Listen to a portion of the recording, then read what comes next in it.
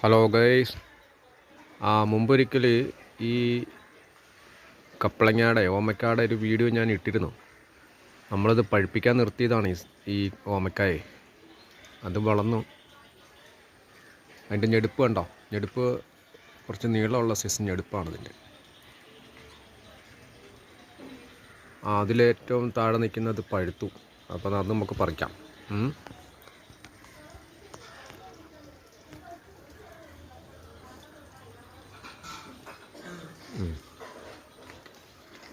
അത് പഴുത്തിട്ടുണ്ട്.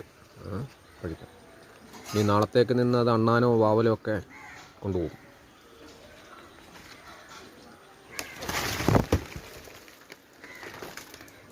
കയ്യിൽ നിന്നില്ല അത്.